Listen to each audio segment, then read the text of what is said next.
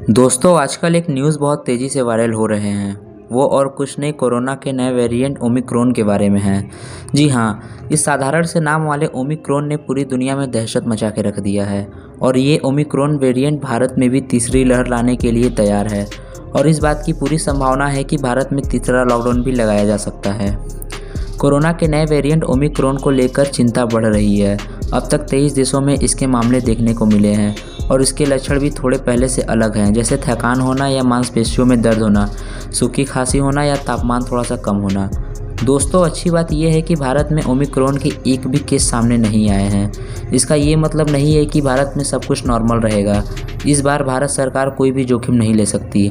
Corona की दूसरी लहर डेल्टा से 6 गुना ज़्यादा तेज़ी से फैल रहा है ओमिक्रॉन, और इसका इलाज भी कर पाना काफ़ी मुश्किल है।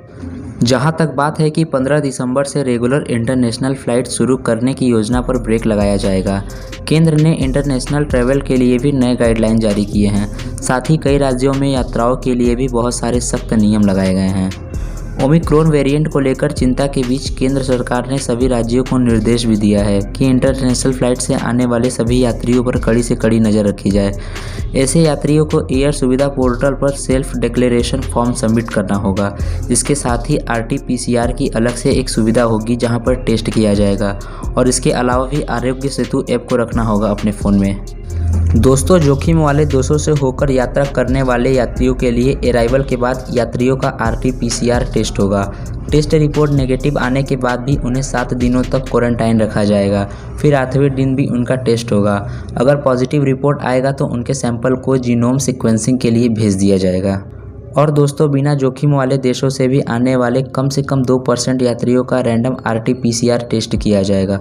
और तो और ऐसे यात्रियों को घर पर 14 दिनों के लिए सेल्फ मॉनिटरिंग की सलाह दी जाएगी, यानी कि उन्हें किसी भी तरह की लक्षण महसूस हो तो वो तुरंत अथॉरिटी को जानकारी दें।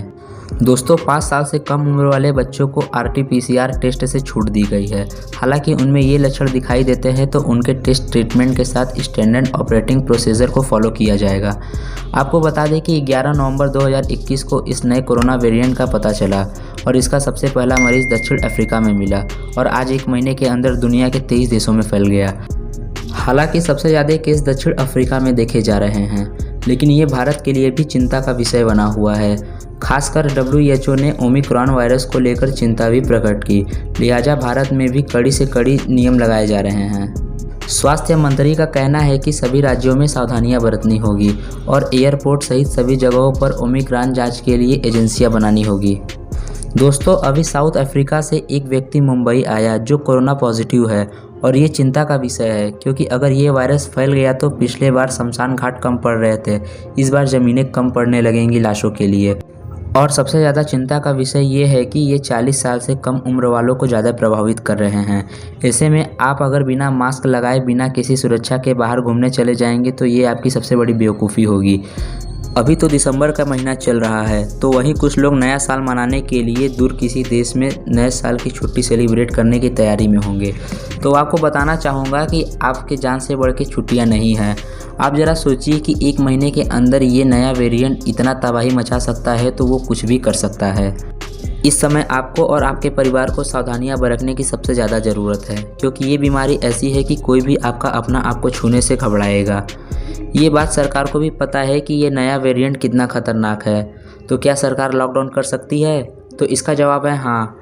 जैसे ही भारत में इस वेरिएंट का कोई भी कंफर्म मरीज मिलेगा, वैसे ही कानून और भी ज़्यादा सख्त हो जाएंगे। अगर मरीज की संख्या 15 से 20 के पार पहुंच गई तो सरकार भी समझ जाएगी कि मामला बहुत गंभीर है, और ऐसी परिस्थिति में लॉकडाउन होने की पूरी संभावना है। अगर आपको इससे बचना है तो जनाब, वायरस का वेरिएंट भले ही नया है, लेकिन इसके प्रवेश करने का तरीका वही पुराना है। तो आपको अपने हाथों को एनी टाइम सैनिटाइज करते रहना होगा और मास्क का प्रयोग भी करना ज़रूरी है। इस वायरस से बचने के लिए आप जितनी सावधानियां बरत सकते हैं उतनी सावधानियां बरतिए।